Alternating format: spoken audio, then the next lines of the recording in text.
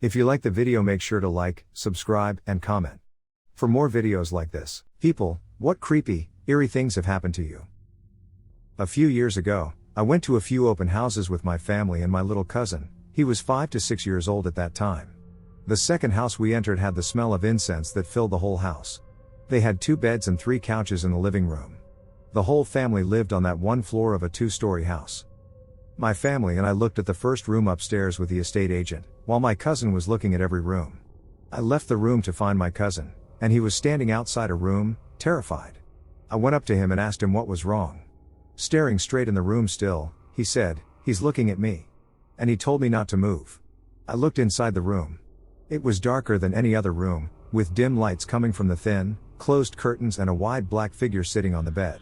I wrapped my arms around my cousin and told him it was nothing, and we'd go back to our family. After 2 steps away from the room, I felt a large stinging feeling on my shoulder back to the upper mid part of my back, but I continued walking away until we made it to the bottom of the staircase. When I came home, there was a long, deep scratch on my shoulder blade to the upper midline of my back that was lightly bleeding. I see why they live in the living room. So this happened to me and my brother 3 years ago. Weirdest SHT I've ever experienced. I live in Germany, near Frankfurt, in a small town. I was out with friends and got a bit drunk, and my brother was supposed to pick me up. Way past midnight, he finally showed up. I got in, and we drove home. He was completely sober. I wasn't totally wasted, but I had a nice buzz going. It was a summer night, and the sky was completely clear. When we arrived at home, I opened the gate so my brother could park the car. Right when he was driving in, I noticed something odd. Our neighbors had a broken door light. It was blinking constantly, a white, not really strong light, and for the first seconds I thought it was the light, but then I noticed that the light was much brighter and stronger. Right in this moment, my brother stops the ducking car, looks past me in a look of sheer terror. I turn around, and I swear to God, the whole ducking wall of our neighbor's house was covered in a white, extremely intense, blinking light, irradiating from their yard. We could not see what was emitted because of the wall, but it was bright enough to send shockwaves through the neighborhood. So my brother got out, and we both moved out of our parking lot to peek into our neighbor's yard, and I swear to God, nothing. We were ducking speechless, turned around, and right there in the opposite row of houses, on the other side of the street and the train rails, in another house's yard, was the same ducking light, bright enough to make you cover your eyes. After a few seconds, it stopped, and it was never seen again. We had no ducking idea what it was. We spent an hour smoking and drinking and discussing what it could have been, an electrical discharge of the atmosphere, but we didn't come up with a satisfying explanation. The light was huge, extremely bright, and white. It definitely gave us a weird, unnerving feeling. It didn't make any sense. There is something called the Hornet spook light in Joplin, Missouri. It is a light that has been documented back to the early 1800s. It has been studied by the Army Corps of Engineers with no explanation. It is a spherical light that moves along the Missouri/OK state line. It doesn't have any pattern, changes colors, and sometimes splits or gets bigger or smaller. It appears to have some intelligence as it interacts with people. So on to the story. My grandpa, who passed away before I was born, took my dad and his siblings to see it back in the 1950s. There used to be a museum there. So my dad decided to take us to see it on a road trip back in 1986. I was 2. I remember being out on this dark road and getting scared. My mom was pregnant with my sister at the time, so she and my grandma, Dad's mom, took me back to the van, an old Dodge Caravan, the boxy ones, for those that remember. I was in my car seat in the middle seat, and my mom and grandma were up front. All of a sudden, the back of the van lit up with a bright light. My mom and grandma got really quiet, and I turned around. The light danced and moved around right there behind the van. My mom obviously freaked out and got out of the van running. My grandma stayed in there with me, watching it. It only stayed for a little bit and then went away. My dad and siblings came over to see the commotion, but I honestly don't know if they ended up seeing it. There was also a time in high school when we saw it again. It rapidly moved up and down the road, got about 20 feet from us, and went up in the air as much as 50 feet, I would guess. The funny thing is that when we stopped at a gas station or truck stop, the locals wouldn't give us directions to it. My dad couldn't remember the way. We finally found some teenagers to help us, but even then they wouldn't take us all the way there. Weirdest and creepiest experience of my life. You can look it up. There is no explanation. I live in a sort of rural area in Connecticut, and there's this dirt road near my house that I go jogging on called Munger Lane. My brother always used to tell me stories about weird stuff going on there when I was a kid. Satanic rituals and stuff, so I was always fascinated by it. The road's about 4 miles long and only has 2 houses on it, both at each end of the road. There are some nature trails as well, although I believe they're private property. Me and my friend have checked them out several times. There are actually satanic things carved into the trees along the trails. 666 and stuff like that. The first time I went up into the woods there, after about 5 minutes of walking, my friend and I heard this screeching noise. It sounded like a car peeling out, but in the woods. We booked it out of there because it just seemed so strange and creepy, and we were young, so anything would have scared us. Another time we were trudging our way through a swamp we found, and we climbed up onto this hill. At the other end of the hill were 2 dogs leashed to a tree. They immediately started growling like crazy, so we freaked out and ran. Years later, I would take this road home after parties on the weekends and stuff because I was buzzed and I knew there were never cops on that road. On 3 or 4 occasions, I would be driving home after 1 a.m., and I would spot this grizzled old guy in a yellow raincoat walking along the side of the road with his 2 dogs. I've seen both families that live in the 2 houses on that road, so I know he doesn't live there. He never seems to acknowledge me when I drive by. Big beard, and keeps his head down. I don't know if he's homeless and lives out in the woods or what, but he creeps me the duck out. There's an abandoned old summer camp out there, too, so I'm wondering if he lives there, but I know for a fact that there's a caretaker that regularly looks after the place, so he'd have to hide elsewhere during the day. So I walked out into the lounge room one night in the darkness to fetch something, the only light being a soft glow from the kitchen. Now, the way the lounge room was set up, we had one single lounge in clear view from the doorway, and the light switch was a bit of a way in. So halfway into the room, I notice on this lounge the faint, wispy outline of a small white dog staring straight at me. It was completely still, eerily still, just staring forward. The only small white dog we own was in my bedroom, and I had actually walked past her just moments beforehand, so it wasn't her. It also didn't look solid, either, like a weird line drawing made from smudged chalk, but it looked exactly like a small dog. I was an instant nope and turned right around and walked out. I went back to my room and picked up my little white dog, for protection, who was still snoozing on the floor, and then went to my sister's room and got her to come with me back into the lounge room. So there we both were, halfway in the lounge room, with the faint, wispy outline of this small white dog staring straight at us without moving a single muscle. After a few seconds, she gets the courage to creep a bit more forward to reach the light switch and flicks it on. It was a ducking plastic shopping bag. I was on a stretch of highway in Iowa. Totally flat land, cornfields in every direction. There was only one other car on the highway, a black Cadillac sedan in front of me. I decided to pass it. As I passed it and checked my blind spot to merge back into the right lane, it was completely gone. Just disappeared. I was the only car to be seen anywhere. I knew I had been driving behind it for quite a while.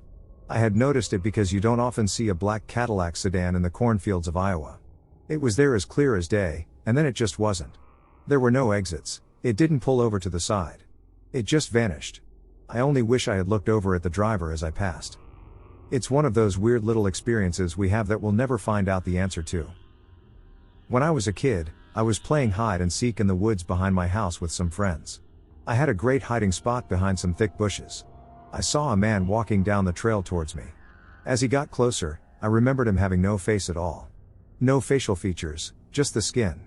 I froze and started crying. The man kept walking by me. I ran home and never told anyone about it because I thought I was crazy. I finally told my mom about it when I was in high school. She told me about a man who lived in our neighborhood who had failed a suicide attempt and seriously disfigured his face. He never walked the main streets, taking the back trails of the woods to go to his job in a bar where he drank all night. It's possible I saw him and was so mortified that I actually blocked out his face. It creeps me out to this day because I remember it vividly. This didn't happen to me personally, but to my teacher and her husband. It seems pretty appropriate, so I thought I'd share. I guess a little while after starting a family, they decided to buy a cabin up in northern Ontario, like a little summer getaway sort of deal. They looked around for a bit, trying to find something that would fit their specifications, mostly a place nice and out of the way, not super crowded around a single lake like you see with a lot of cabin properties in Ontario. Anyhow, they eventually found a place that was perfect, about a half-hour drive or so from the nearest town, on its own little lake, and everything. Perfect little spot, and affordable too. See, I guess things first started to get a little strange with the circumstances of how the place came up for sale, it was a property that had been taken back by the bank because its original owner just sort of disappeared. One day he's making payments, the next, the place is abandoned, and he can't be reached anywhere, he's just gone. And it's not like this was some sort of little shack, I mean, it was a smaller place, but the guy had sunk some serious cash into it with renovations and the like. So they buy the place, move some of their stuff up for the summer, and settle in with their kids. Everything's great, and everyone's having a good time. But I guess one day my teacher's sitting in the living room portion of the property, and she realizes something. She grabs the layout plans of the cabin, which they received after purchasing the place, and starts to really look them over. Soon enough, it dawns on her that something's not quite right. See, there's another room marked out on the layout that isn't in the cabin. Or so it looks. She walks over to where the door should be, and it's a wall, but then she realizes that with the angles and lengths and whatnot, there actually might be another little room behind it. So she shows it to her husband, and he's pretty intrigued and says, "Hey, why don't we bust open the wall and see what's behind it?" They had been thinking about redoing the room a bit anyway, so they went right ahead. The boards come down, and true enough, there's a bricked up doorway. Her husband took a good swing at the bricks with a sledgehammer, and it went right through. There was another tiny room. Now this is where things really take a turn for the eerie. The room is about the size of a large closet. It has square, plain walls and a wood floor, nothing too crazy. It's what's inside of it, though, that's strange. A single wooden chair, facing away from the door, with a light bulb hanging down from the ceiling directly over it. And on the wall that the chair was facing was a small, painted self-portrait of a man in a dirty wooden frame. The picture was clearly done by an amateur, but it was kind of distorted. The colors were dark, and the guy in it was just staring forward with these dead, gray eyes and his mouth a little open. It was unnerving, to say the least. They got rid of the contents of the room and actually just ended up boarding it up again. I guess they couldn't find a use for such a small space, or maybe they just still found it too creepy. I dunno. What I do know, however, is that if I were in that situation, I would have burned the ducking cabin down and never looked back. I used to work at a nursing home on the night shift. Often, the patients would hallucinate. One night an old lady said to me, "There's a man wearing a blue coat holding a gun looking through the window." I asked her where, and she pointed to the mirror.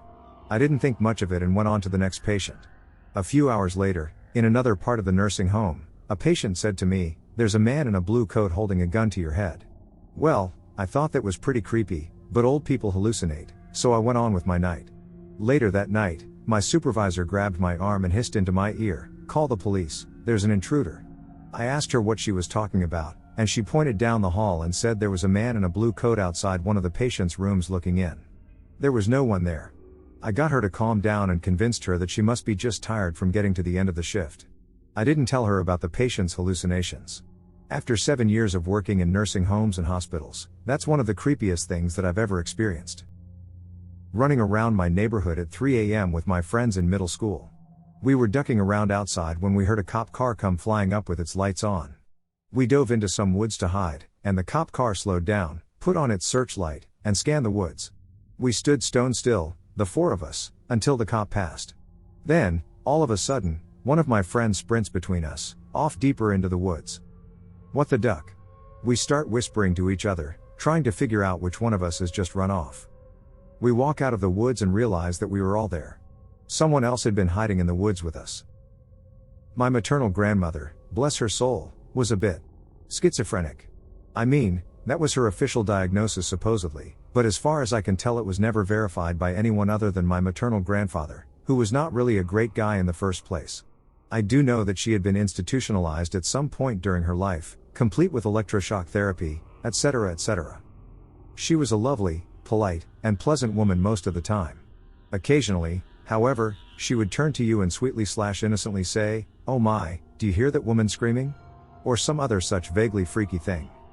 One afternoon, when I was a teenager, I was sitting at the kitchen table with her. She was reading the newspaper, I was reading the comics section. It was a pretty chill afternoon. I loved spending quiet time with my grandma. In my peripheral vision, I saw her fold up the newspaper and put it down. Suddenly, she brought both hands, open-palmed, down on the pile of mail sitting on the table between us with a very loud smack. I stared at her, and after a beat, I said, "What did you do that for, Gram?"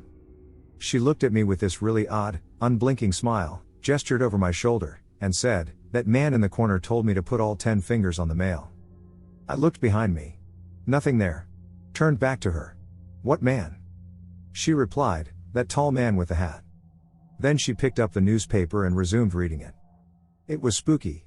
Probably just a hallucination, but still unnerving. I was driving home late one night. Somewhere between 1 and 3 a.m. the stretch of road I was driving through goes through the back end of a couple of counties in the deep south. There was nothing around but forests, fields, and the occasional group of shacks huddling under a light that only barely kept away the night. I'd driven this stretch of road many times before, even at this time of night, so it wasn't really a big deal. Just a long trip. Since there was rarely any traffic at that time of night, during the day, you could always count on at least a handful of cars somewhere around. I was able to turn the stereo up and push the pedal down. And then I came to this bridge. There's nothing really noteworthy about it, it's not ancient, a covered bridge, or all that spooky. Just a concrete span over swampland, trees growing right up near the edge, and turning the road into a dim trail at the bottom of a dark canyon. I've been over this bridge many times before, and aside from being fairly long, it wasn't really noteworthy. Until that night. It was humid out, and as the temperature dropped, there was a little bit of fog. Not enough to really slow me down, but I had to turn off the high beams. So I'm shooting across the bridge, and it hits me that it seems to be taking longer than normal to get across it. Maybe I was just tired. Maybe my mind was playing tricks on me? And then, just as I thought I was finally getting to the end of it, I saw a figure walking on the opposite side of the road. At first, it's no big deal, right? Guy walking in the middle of nowhere in the middle of the night, probably lives nearby, probably drunk. Watch them to make sure they don't fall in front of the car, but my mind is already racing. I mean, this is the middle of nowhere. There are no houses around. There are no lights but the stars and my headlights stabbing out at the darkness. And as I was going way too fast for my own good, I noticed two things. First, the figure is wearing what appears to be a straitjacket, with the sleeves undone and the straps trailing to the ground. Glaring white against the background of the night, there's no mistaking it. A straitjacket, hands covered, straps dangling, and waving as he walked. Second, it has no face. It's not like there's no head there. There's a head shape. And the place where a face should be, but there is no face. Just an expanse of darkness that I took to be his skin. I chalked it up to going really fast, the contrast between a white jacket and dark skin at night, and thinking creepy thoughts. I mean, surely I couldn't have just seen that. I tried to spot him in my rearview mirror, but it was so dark there was nothing to be seen. I slowed down a little and was suddenly off the end of the bridge and on normal two-lane blacktop again. I briefly considered turning around and seeing what it was. Surely it was just a trick of the light or my mind playing tricks on me. Right? But I still remember my heart pounding and my fear as I sped on through the darkness, driving home. I was visiting my grandparents in a nice little village in the mountains. There are maybe 1,000 inhabitants, houses are within walking distance of each other, and there's absolutely no light anywhere. So, I went to my cousin's house to hang out, 20 minutes walking distance, and stayed there until maybe 1 a.m. It was a really dark night, there was no moonlight, so I could barely see the road. As I approached the house, I heard something in the bushes near me, but I ignored it at first. Then I heard it again, this time louder, and I stopped in my tracks. Something started growling somewhere in front of me, and all I could see was a large, dark thing, probably a huge dog. Shit, there's no one there, absolute darkness, just me and this thing in front of me. I had nothing on me. So I started yelling and waving my hands in the air to make myself look bigger or scarier, I guess. The growling intensified, and just when I thought I was going to get attacked, it stopped and disappeared. This was all at a time when we had no smartphones, so there was no light source whatsoever. I was camping with my Boy Scout troop in Alpine, New Jersey when I was in the early 8th grade, November of 2010, I stepped out of the cabin in the middle of the night to take a piss, went out, and did my business. I stood outside for a second, taking in the campsite. I was standing by a picnic table and glanced around. The moon was so bright that it made the sky look dark blue rather than black, and there was a light fog ominously cascading along the campsite. I heard a rustling in some bushes and didn't think much of it at first. But it continued and got louder. Slowly, I moved my flashlight along until I got to the source of the noise, which got louder and louder. I looked over and saw something that I still don't quite understand, to be honest. This thing was gigantic. Standing on hind legs, he was tall and had a muscular body with fur that looked to be black or dark gray. He had the head of a dog or wolf, only thicker. And the weirdest part? Yellow eyes. I stared at him, and he stared at me, and then he just vanished. Ran away faster than I could even blink.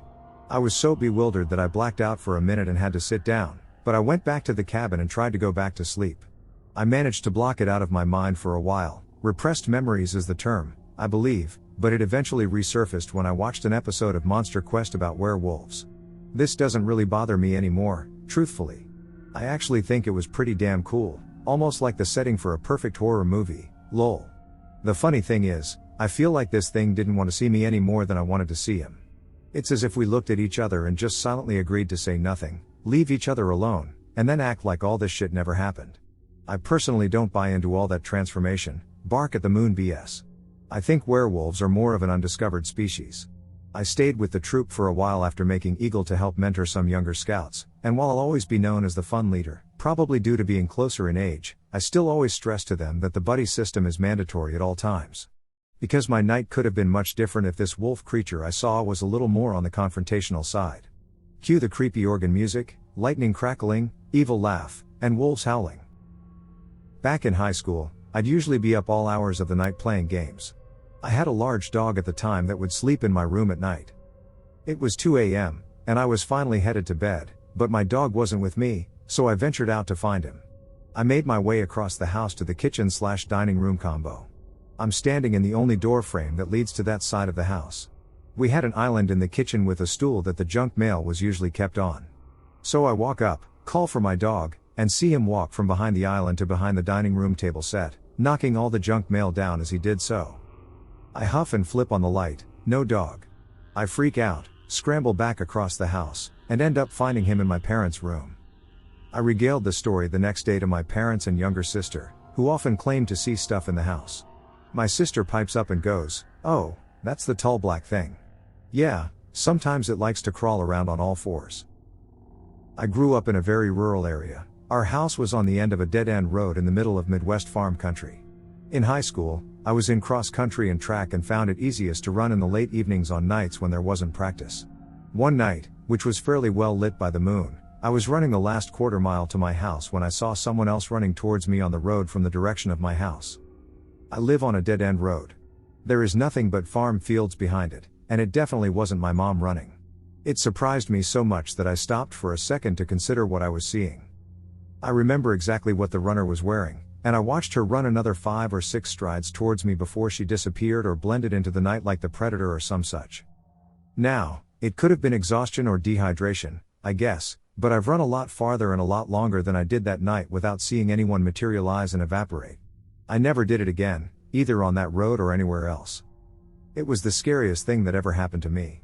I ran home crying panic tears, and I am not ashamed to tell you about it. I couldn't bring myself to run at night again for a month. Not my story, but a friend's from college. A house her family lived in for a while when she was a kid had an attic that ran the length of the house, and access was through a door in the back of her brother's closet at the far end. Their parents forbade them from messing around up there because it was filled with boxes from previous tenants. The landlord said, "I don't care if you look through them, but I don't know what's in there, so do so at your own risk, and because if someone got hurt by something falling on them or something, it might go unheard or unnoticed until too late." To make things weirder, at the very back end of the attic, so right above her bedroom, was a little locked room. Well, friend starts getting woken up at night by the sound of someone moving around quietly, which always turns into rapid, quiet creaking, almost right above her. She figures it's her brother. Because he'd have to cross their parents' room as well, she figured he'd get caught eventually and just did her best to ignore the sound or think about what a teenage boy might be doing to cause it. One day during the summer, she slept in on a weekend. When she woke up, she looked outside and saw her parents working on the big produce garden they'd put in. She went and got some breakfast, then went back up to her room to play with her Game Boy. For the first time after months of getting woken up, she heard the noises during the day. Curious to catch him in the act, she crept to her brother's room. The closet door was open. The attic access was open. She quietly went up the steep and narrow stairs until she could just peek in, and she saw first that a path had been cleared and then that the mattress her dad had wedged in front of the little room had been slid aside. Most surprising, however, was that the locked door at the back was ajar. Her brother stuck his head out, saw her right away, and smiled, calling her over. "You've got to come see this." And then pulled back inside the dark room. She said that the only other time she had ever felt so instantly, totally, and instinctually afraid was her first time hearing a cougar scream at night in the woods. She instantly nodded and flew all the way downstairs and into the yard to tattle on her brother, only to see him hauling stuff around and helping their parents. As he'd been all morning and afternoon, apparently, shocked and afraid of not being believed, even when they asked why she looked so afraid, she simply answered, "I think there's someone in the attic." When pressed, she said she heard footsteps and saw that the door was open when she went to look. Dad swore, went and got his gun from his truck, and instructed them to wait 15 minutes. If he didn't come back out, they were to all get in the truck and drive to the neighbor's place a couple miles down and call the police. No cell phones back then. He went in, and after a very anxious wait, he came back out pissed as hell, demanding the kids fess up who had been messing around up there. Both denied it, and the family went to look as a unit, with friend reluctantly bringing up the rear. Someone had indeed pushed all the boxes and the mattress out of the way. The door was indeed unlocked and open. All that was inside, no light, no window, was an old rocking chair, and everything was covered in decades of dust, with no sign that anyone but them had been in the room at all. No streaks, no footprints, just some ancient mouse SHT and an old chair. Brother pointed to this as proof he couldn't have been the one, because how would he leave no signs? In the absence of other explanations, Dad didn't buy it. Brother got grounded for the next couple weeks for breaking the rules and sneaking around, and friend refused to go back to the attic the rest of the time they lived there, sleeping on the couch in the downstairs living room when she could get away with it because the sound of steps and the rocking would still regularly wake her up. My husband recently took an overnight job to help us out during COVID. He's only been there about 2 weeks and works evenings and overnights, 9 p.m. to 6 a.m. Last night was no different. He left home around 8:15 p.m. Our daughter, age 11, and I decided to make it a movie night. Around 11 p.m., I heard keys in my back door and the usual sounds my husband makes when he comes home. I creeped out to the kitchen to make sure it was him, and it was. He told me he needed to grab his knee compression sleeve, walk down the hall, say hi to our daughter as he passes the living room, and go upstairs. He came back down, gave me a kiss, and left again. We finished our movie and went to bed. In the morning, when he got home, I made a joking comment about him forgetting his knee sleeve. He was genuinely confused, as I recalled the previous night. Our daughter confirmed everything I said, and he was still acting confused. I pulled up our security motion camera on my phone to show him when he popped in quickly. But there was no footage from the night before, or any other night, of him coming home after he left for work.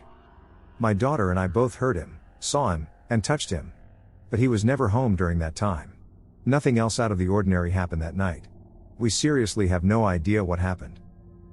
I used to live in a very old triple-decker in Dorchester, Massachusetts, and I'm convinced that someone died there at some point by having a heart attack and falling down the stairs. I know that's very specific, but a lot of weird things happened on those stairs, and I had a disturbing recurring dream while I lived there of standing on the stairs, having a horrible chest pain, then falling, and that's when I woke up, just before hitting the floor. I would hear voices out in the stairwell right before I opened the door, and they would abruptly stop as soon as I opened the door. I was also followed around the house by a small, dark figure, but I couldn't tell if it was a child or something else. I would feel and hear it walk around behind me, and I'd see it peeking around door frames and corners. It didn't feel threatening, it was just curious. The weirdest experience happened when my boyfriend was with me, though, and if there hadn't been a witness, I don't think anyone would have believed me. We both saw a large, dark figure quickly back away from my boyfriend as he approached the third-floor landing. I was on the second floor. The figure had been watching us from the railing, then backed into the far corner when my boyfriend went up the steps. He almost fell backwards in surprise, and we both screamed holy ducking shit and sprinted into the apartment. I never saw the large figure again, but I always felt like I was being watched in that house. I asked the landlord when I was moving out whether anyone had ever died in the house, and he just looked at me with wide eyes and said no, then dropped the subject. So, that's a yes. Just as a little background, I was about 12. My parents were on some trip at the time with my sister, and my youngest sibling was spending the night with my aunt. I was asleep when I woke up at about 3 a.m. to the sound of a loud bang in the kitchen. We had 2 cats, so I thought it was the chunkier of the 2 jumping down from the counter. That was until I rolled over anyway, seeing both cats cuddled up on my bed. Being the kind of person who would die first in a horror movie, I got out of bed. As I got to the door, one of the lights in the hallway turned on, and I brushed it off, thinking my youngest sibling had come home in the middle of the night from my aunt's, which wasn't uncommon when they stayed over there. When I got to the hall, though, the bathroom door was wide open. I peered into my siblings' room and didn't see them. I thought that maybe I was just seeing things, that maybe the light had been on the whole time. So deciding to investigate the noise, I crept downstairs, doing the careful step over that one creaky stair I'm pretty sure everyone had. When I got downstairs all the lights were on, which was strange, because I know I had turned them off. Mom had been snapping at us kids about it recently. I slowly walked through the living room, then dining room, then kitchen, until I was back in the hallway, making sure no one was there and turning off the lights. When I glanced down the hall I noticed the basement door was closed, which was strange because the litter box was down there so it stayed open. I opened the door to see all the basement lights were on. This made me really uneasy because I know for a fact I didn't turn those on. I never went in the basement when I was home alone. I hated it down there for a number of reasons. That's a story for another time. So I did what any logical idiot would do and grabbed a chef's knife from the kitchen before going downstairs to investigate. I walked around the basement and no one was there, so again I turned the lights off and left, heading back upstairs. Just as I started to walk down the first floor hall to go back to bed I heard what sounded like a little girl's voice say my name. I froze, and honestly probably peed a little. It was loud and clear, yet still somehow sounded far away. I noped the hell out of there, ran up to my room, put the knife on my nightstand and hid under the covers. I stayed awake listening, and eventually scrambled to find my phone and text my parents asking when they'd be back. They didn't answer, probably because it was the butt crack of dawn, and stayed hiding under the covers, clinging to my phone and trying my hardest to stay awake. Eventually I fell asleep, and was woken up after a while by my mom, asking if I was okay and that my text had scared her and my dad. I said I was just tired and she left. I've tried really hard to reason this with myself but I can't. I honestly don't really think about if I can avoid it, but it's one of those things that replays in my head when I can't sleep. Once, my mom and I were driving to Las Vegas from Santa Clarita. We were just passing Barstow on the I-15. It was right around noon and very hot. Not a cloud in the sky.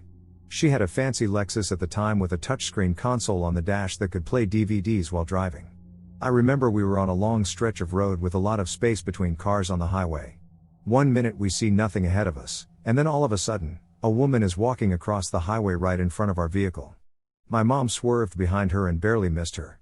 She pulled off to the shoulder, and we looked behind us, and we saw her go all the way across the highway, including westbound traffic. Then she turned around and walked all the way across again. Each time, nearly getting clipped by an unsuspecting and oncoming car like ourselves.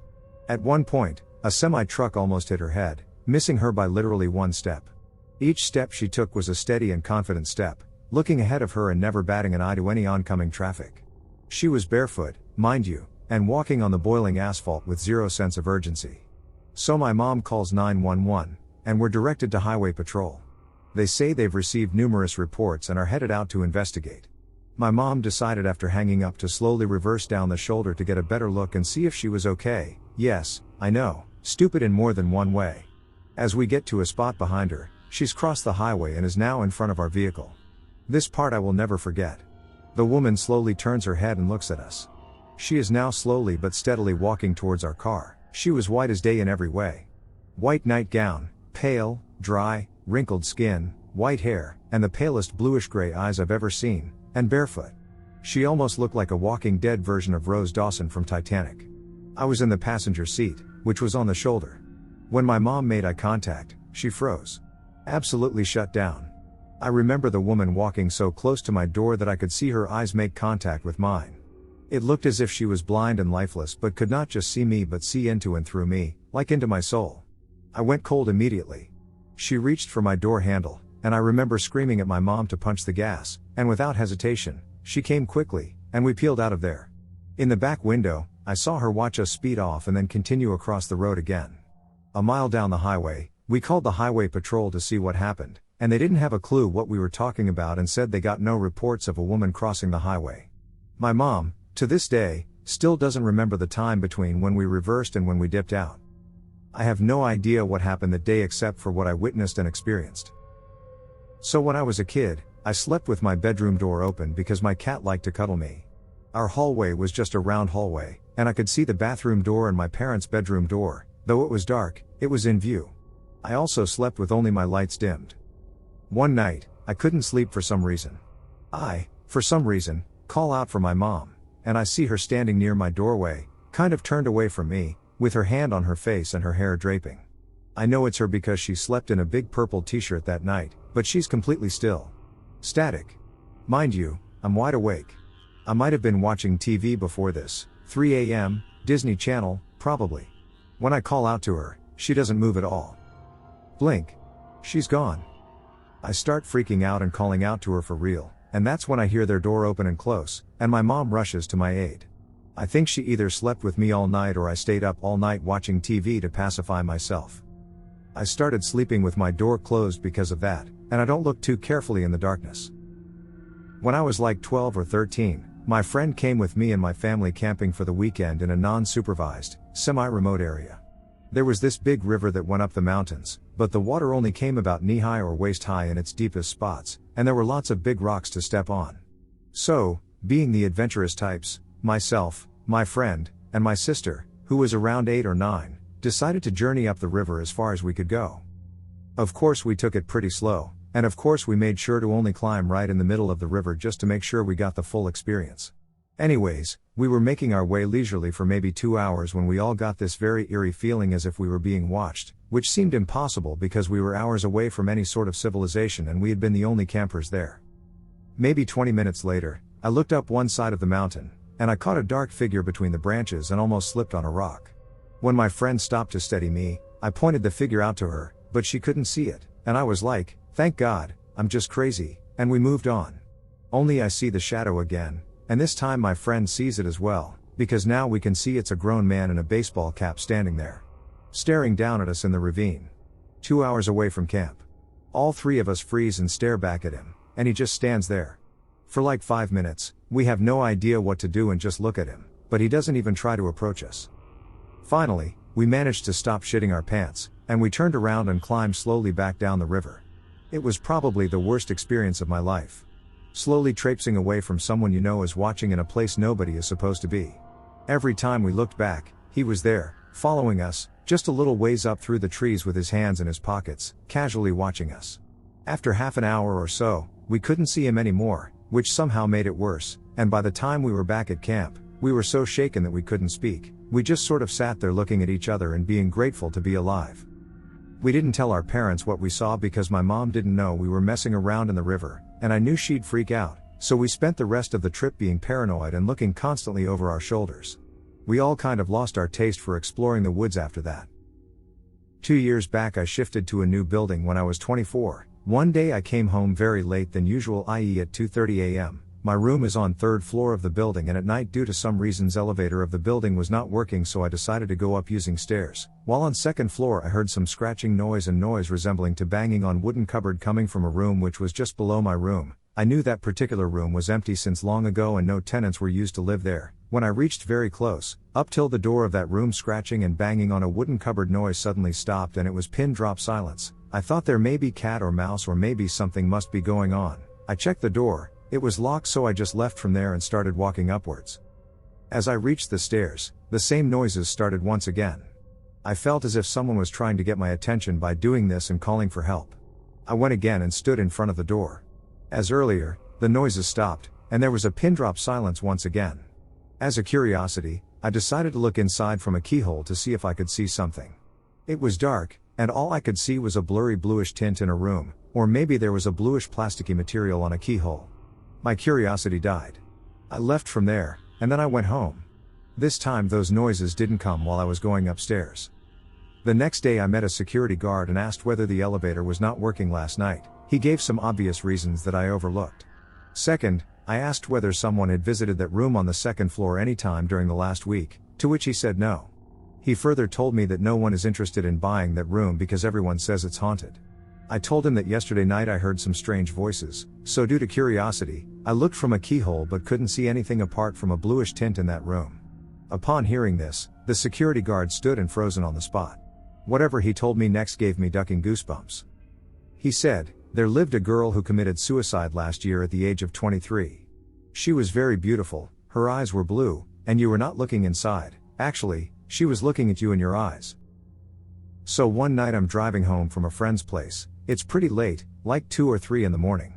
I live in the suburbs, and the streets are relatively tight, so I am typically driving pretty slowly. Don't speed in your neighborhood, happy neighbors are good neighbors. I'm nearing the turn to enter my house, and from a distance, I see what looks to be someone outside. It's pretty unusual this time of night, as it's all young families and retirees around me. As I get closer, it's definitely a kid, which is even stranger. Like, doesn't this kid have parents? They're standing directly under the street light with a raincoat on, it's not raining, and their hood up over their heads so that the shadow cast completely covers their face. I know my neighborhood pretty well, and while I don't know most by name, you know who has kids and who doesn't. This corner house doesn't have any kids. That kid's gaze was locked onto my truck, unwavering, turning their head and staring straight at me as I slowly passed, turning right towards my house, this kid only a few feet away. This kid did a full 180 with their body and watched me drive down my street. While I only live 6 or so houses away, it's just enough that I lost sight of the kid. It was super unsettling, I couldn't even quite explain to you the feeling I got from it. I back into my driveway, put my truck in park, think about what I saw, and say, I've got to check this out.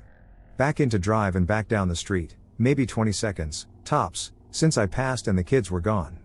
Vanished.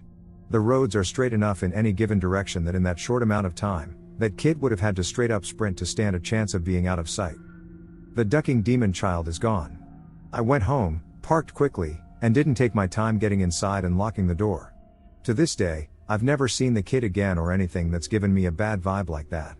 Damned if I knew what was going on. If it was a prank, hats off to you, kid. When I was 8, I had one of those life-size rag dolls with yarn hair. One night I woke up and she was waving her arms around while placed on my bean bag. I know it's not malicious, and I know it sounds crazy. I know it sounds like I was dreaming, but I wasn't. She was moving around all by herself. To this day, I don't play with dolls. I drove home at 2 a.m. one night. I live in the country. I was on back roads I've driven many times, and this car looked like it was coming over the hill quite a ways away.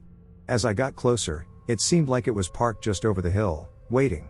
I stopped and waited, as it was a long way off when I first saw it, so it should have come over the hill a while ago. I waited 5 minutes. It seemed really weird for where I was. There were no houses around. I started to drive up to it, and the light got super bright, and then it went dark. There was this blue stuff in the air above the road as I drove to where I thought it was. I've gone insane, I thought. It looked like ozone was burning. The second time it happened, my buddy was with me. Same time, same spot. Bled his mind. We never talk about it now.